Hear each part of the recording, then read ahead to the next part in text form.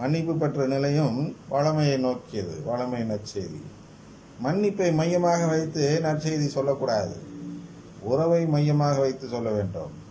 ஆனால் உறவை தேடுகிறனா என்பதை பார்க்கிறார் கடவுள். அதுக்கு தான் இந்த ஓமையை சொல்கிறார். ஒருவருக்கு வேலை போகுதுங்க, வேலை போகணும்னு என்ன செய்கிறார் அவரு?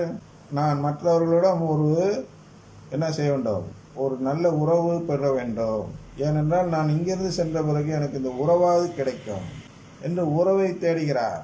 உம்மை பற்றி நான் கேள்விப்படுவது என்ன? பொறுப்பில் உள்ள கணக்கை ஒப்படையும், நீர் இனி வீட்டு பொறுப்பாளராய் இருக்க முடியாது என்று அவரிடம் கூறினார் அந்த தலைவர். அதான் சோதனை. சரி, கணக்கு ஒப்படைங்கும்போது நம்மளுக்கு சிலுவையை கொடுத்து பார்க்க போகிறார் கடவுள். அப்போ இந்த சிலுவையை எவ்வளோ சுமக்க தயாராக இருக்கிறோமோ அவ்வளோ என்ன ஆகிறோம்? உறவை தேடுகிறோம்.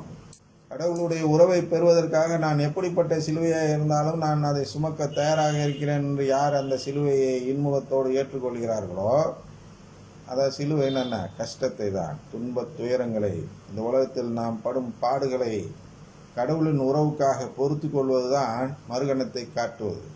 அந்த மறுகணத்தை காட்டி உறவை தேடுவோர் தான் விண்ணரசில் உறவு பெற தகுதியுடையவர்களாக இருக்கிறார்கள் என்று காட்டுவதற்காக இதை சொல்கிறார். அவரை சோதிக்கிறார். அந்த வீட்டு பொறுப்பாளர், நான் என்ன செய்வேன்? வீட்டு பொறுப்பிலிருந்து என் தலைவர் என்னை விட போகிறாரோ? புரியுதா? வீட்டு பொறுப்பிலிருந்து இந்த பதவி போகிறது, போகுது. அதுக்கு என்ன செய்யணும்? மண் வெட்டவோ என்னால் இயலாது, இறந்து உண்ணவும் உள்ளது. வீட்டு பொறுப்பிலிருந்து என்னை நீக்கிவிடும் போது பிறர் என்னை தங்கள் வீடுகளில் ஏற்றுக்கொள்ளும்படி நான் என்ன செய்ய வேண்டும்? தான் உறவு. என்னை இந்த உறவு இழந்து விடுகிறேன். அந்த உறவை இழந்து விடும் பொழுது நான் மற்றவர்களுடைய உறவை தேடும் நிலையில் இருந்தேன், அதை தேடி பெற்றுக்கொண்டேன் என்றால் என்னால் என் ஜீவியத்தை காப்பாற்றிக் கொள்ள முடியும், இந்த உலக வாழ்வை வாழ்ந்து விட முடியும் என்று அவர் கணக்கிடுகிறார். என்ன கணக்கிடுகிறார்? உறவை தேடிவிடுவது தான் சிறந்தது. கணக்கில் தப்பான பெயர் எடுத்தால், கெட்ட பெயர் எடுத்தால் அது குறித்து கவலை இல்லை. ஆனால் மக்களிடையே நல்ல பெயர் இருக்க வேண்டும், அவர்களுடைய உறவு இருக்க வேண்டும். அதான் சொல்கிறார். வீட்டு பொறுப்பிலிருந்து என்னை நீக்கிவிடும் போது பிறர் என்னை தங்கள் வீடுகளில் ஏற்றுக்கொள்ளும்படி நான் என்ன செய்ய வேண்டும் என எனக்கு தெரியும். அதனால இப்படி செஞ்சால் எனக்கு உறவு கிடைத்து விடும், எனக்கு தெரியுது. அதாங்க சொல்றார், தெரியும், அதுபடி நான் செய்ய போறேன் என்று அவர் தமக்குள்ளே சொல்லி கொண்டார். பின்பு அவர் தம் தலைவரிடம் கடன்பட்டவர்களை ஒவ்வொருவராக வரவழைத்தார். சரியா? எல்லாரையும் வர வச்சுட்டாரு. முதலாவது வந்தவரிடம், நீர் என் தலைவரிடம் எவ்வளவு கடன்பட்டு இருக்கிறீர் என்று கேட்டார். அதாவது கணக்கெடுத்து பார்த்தாரு. அதற்கு அவர் 100 குடம் எண்ணெய் என்றார். 100 ரூபான்னு வைத்துக் கொள்ளுங்கள், அப்படி 100 கோடி என்று வைத்துக் கொள்ளுங்கள். வீட்டு பொறுப்பாளர் அவரிடம், இதோ உன் கடன் சீட்டு, உட்கார்ந்து 50 என்று உடனே எழுதும் என்றார். அப்ப 50 அப்படின்னு குறைச்சோன்னு என்ன ஆகுது? இப்போ நான் ஒருத்தனுக்கு பணம் கொடுக்கணுங்க, டக்குன்னு அந்த ஆள் நீங்கள் கொடுக்குறதுல பாதி கொடுப்பான்னு சொன்னால் அவன் மீது எனக்கு அன்பு வருமா? அவன் மீது நேசம் வருமா? அவன் மீது பற்று வருமா? இல்லையா? எனவே அந்த உறவை தேடுவதென்றால் அப்படித்தான். அவனுக்கு என்ன நாம் சலுகை செய்து கொடுத்தால் அவன் நம்மளோடு ஒரு உறவோடு இருப்பானோ அந்த சலுகையை நாம் செய்து தந்து அந்த உறவை தேட வேண்டும். அதுதான் முன்மதி, அதுதான் முன்கூட்டி யோசிப்பது. இன்னவனுடைய உறவு நாளை தேவை. நம் வீட்டுக்கு ஒரு விஐபி வருகிறார் என்று வைத்துக்கொள்வோம், விருந்தினராக வருகிறார். குழைந்து பரிமாறுவார்கள். சினிமாலாம் பார்க்கலாம், பாமா விஜயம் என்ற படத்தில் வேணால் பார்க்கலாம். அது போன்று நிறைய இருக்கிறது. யாராச்சும் ஒரு விஐபியோ ஒரு பெரிய மனுஷனோ வந்தால் என்ன செய்வோம்? என்னென்னமோ நம்மளுடைய இதெல்லாம் உடமையெல்லாம் இழந்து, பாமா விஜயத்தில் அழகாக காட்டியிருப்பார்கள் அல்லவா? அவரவர் கடனை வாங்கி அதை பண்ணி இதை பண்ணி அந்த நபரை, பாமா என்ற நடிகை நினைக்கிறேன், அந்த நடிகையை அழைத்து விருந்து கொடுப்பார்கள், கடனெல்லாம் வாங்கி கொடுப்பார்கள். ஏன்? அந்த உறவை பெறுவதற்காக, அந்த பாமாவுடைய உறவை பெறுவதற்காக இவர்கள் எவ்வளவு கஷ்டப்பட்டாலும் பரவாயில்ல என்று அவரிடம் நல்ல பேர் எடுப்பதற்கு அவருக்கு ஏதாவது செய்ய வேண்டும் என்று யோசித்து அனைத்தும் செய்து பார்ப்பார்கள். அதுபோன்றுதான் நாம் உறவை எங்கே தேட வேண்டும்? செல்வந்தரிடத்தில் தேடக்கூடாது, முடியாதவர்களிடத்தில், கடன்பட்டிருப்பவர்களிடத்தில் தேட வேண்டும். ஏனென்றால் இருவரும் உறவு கொடுப்பவர் தான்.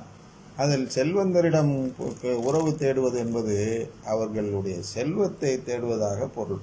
ஆனால் முடியாதவர்களிடம் உறவை தேடினால் நீங்கள் பொருளை தேடாமல் உறவை மட்டும் தேடுகிறீர்கள் என்று பொருள்படும். அதுபோன்று நாம் ஒவ்வொரு ஏழையிடமும் ஒவ்வொரு முடியாதவர்களிடமும் துயருவோரிடமும் நாம் நடந்து கொண்டோம் என்றால் ஒவ்வொருவரையும் விஐபி என்று நினைத்து பாவித்து அவர்களோடு ஒரு உறவு வைத்து கொண்டால் யாருமே நம்முடைய உறவை முறித்து கொள்ள மாட்டார்கள். இதுபோன்று மண்ணுலகில் உறவை தேடி வாழ்பவனை கடவுள் பார்க்கும் பொழுது இவரை போல் பாராட்டுவார். எவரை போல்? தலைவரை போல். எப்படி பாராட்டார்? ஒளியின் மக்களை விட உலகின் மக்கள் தங்கள் தலைமுறை நிலத்தில் மிக்க முன்மதியுள்ளவர்களாய் நடந்து கொள்கிறார்கள். அதாவது இந்த மண்ணுலகில் இது போன்று உறவை தேடக்கூடியவர்களாக இருக்கக்கூடியவர்களை தேடிதான் நான் விண்ணுலகில் என் உறவினராக மாற்ற இருக்கிறேன்.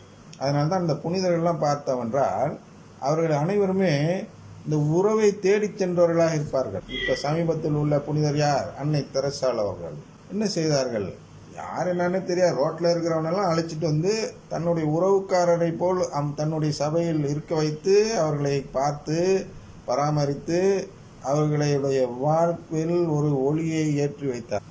பல ஆயிரம் நபர்கள், பல லட்சம் என்று கூட சொல்லலாம். லட்சமா கோடி என்று எனக்கு தெரியல கணக்கு. அவர்கள் சபையில் இருப்பவர்களுக்கு அந்த கணக்கு தெரிந்திருக்கலாம். ஆனால் நம்மளால் ஒருத்தர் 2 பேர்த்த கூட இப்படி செய்ய முடியலையே. எத்தனையோ ஆயிரக்கணக்கான நபர்களுக்கு இப்படி செய்திருக்கிறார்களே. ஏன்? இவர்கள் உறவை தேடி சென்றார்கள். அதனால் என்ன செஞ்சாங்க? ஆண்டவர் உடனே இவர்களை புனிதராக அழைத்து கொண்டார். என்னுடைய உறவுக்காரியாக நீ விண்ணகத்துக்கு வந்து விடு, என் குடும்பத்தில் சேர்ந்து விடு என்று அந்த அன்னை தெரசாள் அவர்கள் இன்று புனித அன்னை தெரசாளாக மாறியிருக்கிறார். புனிதராக பட்டம் பெற்று இருக்கிறார். எப்படி என்றால் அவர் கடவுளின் குடும்பத்தில் சேர்ந்து விட்டார் என்ற அடையாளம் தெரிந்ததால், அறிகுறிகள் தென்பட்டதால் இவர் மண்ணுலகில் இவருக்கு புனிதர் என்று பெயர் வைத்து விடுகிறார். ஆனால் இந்த உறவை தேடும் தன்மை யாரிடம் இருக்கிறதோ, அந்த குணம் யாரிடம் இருக்கிறதோ அவர்களை தான் நான் தேடுகிறேன். நீ என்ன தப்பு கணக்கு பண்ண, நீ என்ன பாவம் செய்தாய் என்று நான் பார்ப்பதில்லை. பாவம் எதனால் செய்தாய்? நான் உன்னை பாவியாக்கிவிட்டேன். நான் உன்னிடம் வந்து நீ தப்பு கணக்கு எழுதியிருக்கிறாய் என்று சொன்னதால் தானே நீ இந்த கணக்கை உண்மையிலேயே தப்பு கணக்காக மாற்றி விட்டாய். உண்மை இருந்தவன் தலைவர் வந்து போய் சொல்லுகிறார், தப்பு கணக்கு. இவன் உடனே என்ன பண்ணிருக்கணும்? நல்ல கணக்கு பிள்ளைனா, ஐயோ இங்கெல்லாம் தப்பு செஞ்சேன்னு பார்த்து அதை போய் சரி பண்ணியிருக்கணும். இவன் மேலும் ஏன் தப்பு செய்கிறான் என்றால், நான் தப்பே செய்யலை, என்னை வந்து தப்பு செஞ்சவன் சொல்லிட்டாரு. அதுக்காக எப்படி இருந்தாலும் இந்த கெட்ட பேர் வரப்போகுது, தப்பு செய்தவன் என்ற கெட்ட பேர் வரப்போகிறது. அதனால் அந்த கெட்ட பேரை சுமந்து கொள்ளும் நிலையில் என்ன செய்ய போகிறேன்? உறவை தேடப் போகிறேன் என்று அந்த கணக்குகளை முடிவெடுக்கிறான் வீட்டு பொறுப்பாளர். எனவே கெட்ட பேர் தானே சொன்னீங்க நீங்கள், நான் தப்பு கணக்கு எழுதுனேன்னு சொன்னீங்கல்ல, அப்போ நான் தப்பு கணக்கில் ஒரு ஆதாயத்தை தேடிக்கொள்கிறேன், உறவை தேடிக்கொள்கிறேன் என்று கூறிக்கொண்டுதான் அவர் இந்த உறவை தேடும் செயலை செய்து அந்த கணக்கெல்லாம் பாதி பாதியாக குறைக்கிறார். 100 மூட்டை கோதுமை கடன் படுகிறார். அவருக்கு என்ன, இதோ உன் கடன் சீட்டு 80 என்று எழுதும் என்றார். இப்படி எல்லாரையும் குறைச்சி போட்டு அவர்களுடைய உறவை தேடியவராக, நாளைக்கு நான் வெளியில் சென்றதும் உண்மதினா இன்றைக்கு என் கையில் இந்த பொறுப்பு இருக்கும் பொழுதே நான் இதை செய்துவிட்டால் நான் இவ்வுலகத்தை விட்டு இந்த பதவியை விட்டு வெளியேறியதும் இவர்களுடைய உறவில் நான் வாழ முடியும் என்று முடிவெடுத்து உறவை தேடுவோராக செயல்பட்டதால் இந்த தலைவர் என்ன செய்கிறார்? நேர்மையற்ற அந்த வீட்டு பொறுப்பாளர் முன்மதியோடு செயல்பட்டதால் நேர்மையற்றவர் ஆகிவிடுவோம். அந்த நேர்மையற்றனா நாமெல்லாம் பாவிகளாக இருந்த நாம் உறவை தேடுவோராக முன்மதியோடு செயல்பட்டதால் கடவுள் நம்மை பாராட்டுவார். பாவிதான் நேர்மையற்ற என்ற அந்த உருவகம் யாரை குறிக்கிறது என்றால் பாவத்தில் உழன்ற மக்களை குறிக்கிறது.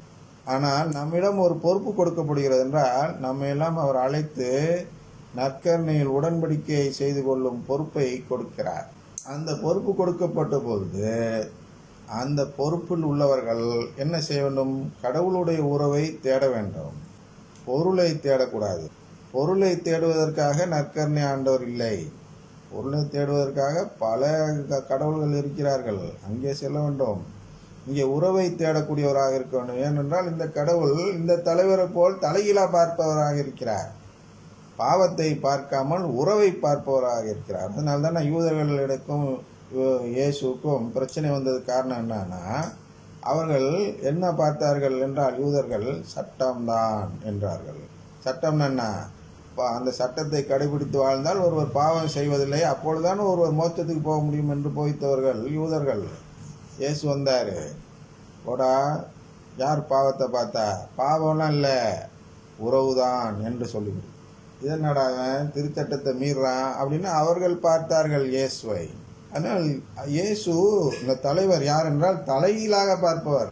உறவை பார்க்கிறார், சட்டத்தை பார்க்கவில்லை. அதான் நேர்மையான நிலை என்பது சட்டத்தை பின்பற்றி வாழும் நிலை. ஆனால் இந்த சட்டத்தை கடைபிடிக்காமல் பாவிகளாக வாழக்கூடியவர்களுக்கு உறவை தருகிறார் என்று பார்க்கிறோம். அதனால்தான் அந்த பெந்தகோஸ்து புராட்டஸ்டன்ட்காரர்கள் என்று சொல்கிறோம் அல்லவா, அவர்கள் திருச்சபை விட்டு பிரிந்து சென்றார்கள். என்ன சொல்லி பிரிந்து சென்றார்கள்? இந்த திருச்சபை பாவம் செய்கிறது. நேர்மையற்ற பொறுப்பாளரை போல் இவர் அந்த திருச்சபை பாவம் செய்யும் திருச்சபையாக இருக்கிறது. அதனால் நாங்கள் பிரிந்து சென்று பாவம் செய்யாத ஒரு சபையை தொடங்குகிறோம் என்று தொடங்கினார்கள். அதில் வாழ்ந்து கொண்டிருக்கிறார்கள். அதனால் அவர்கள் நேர்மையுள்ள சபையினர். நாம் நேர்மையற்ற சபை. கத்தோலிக்க சபை என்பது அதான் என்ன சொல்வார்கள் ஆங்கிலத்தில் ஹோலி ப்ராஸ்டிடியூட் என்று சொல்வார்கள். அது எப்படி ஒரு ப்ராஸ்டிடியூட் ஹோலியாக இருக்க முடியும் என்று ஒரு கேள்வி. அதான் கடவுள் எதிர்பார்க்கும் நிலையில் ஹோலி தூய்மை, உலக பார்வையில் ப்ராஸ்டிடியூட் விலைமாது அப்படின்னு வச்சுக்கலாம், விபச்சாரி என்றெல்லாம் வைத்துக் கொள்ளலாம்.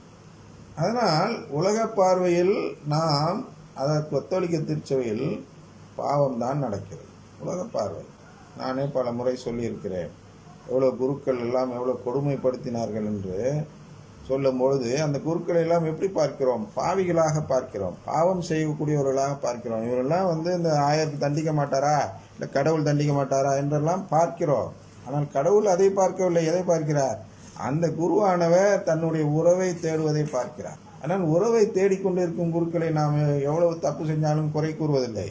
இந்த உறவே இல்லை என்று போதிக்கக்கூடிய குருக்களை தான் நாம் இதுவரை சுட்டி காட்டியிருக்கிறோம் பெயரை சொல்லி.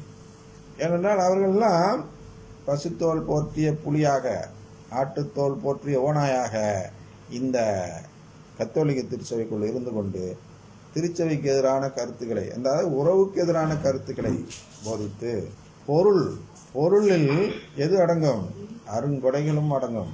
பொருள் என்றால் செல்வம், செல்வம் என்றால் வளமை, வளமை என்றால் செழுமை. ஆனால் வளமை நற்செய்தியை கடைபிடிப்பவராக அந்த குருக்கள் இருந்ததால் தான் அவர்களுடைய செயல்கள் எப்படி உறவை தேடாத செயல்களாகவும், பொருளை தேடக்கூடிய அந்த பெயரும் போலும் என்ற அதிகாரத்தின் தோரணையையும் தேடக்கூடிய செயலாக இருந்தது என்பதற்காக தான் அவர்களை சுட்டி காட்டினோம். இந்த பொருளை, இந்த உறவை தேடாதவர்களாக இருக்கிறார்கள் என்று. உறவை தேடக்கூடிய குருக்கள் என்னதான் தவறு செய்தாலும் நாம் அவரை தவறு என்று சுட்டி காட்ட முடியாது. ஏனென்றால் கடவுளே அவர்களை தவறானவராக பார்க்கவில்லை. அவரையே பார்க்காத பொழுது நாம் பார்க்க முடியுமா? பார்க்கக்கூடாது. அதுபோன்ற அந்த தலைவர் இருக்கிறார். இந்த தலைவர் நேர்மையற்ற கணக்கிற்கு பாராட்டை தெரிவிக்கிறார். எந்த தலைவரும் செய்ய மாட்டார்கள், ஆனால் கடவுள் அதை செய்கிறார் என்று காட்டுவதற்காக இதை பிரட்டி கூறுகிறார் இயேசு.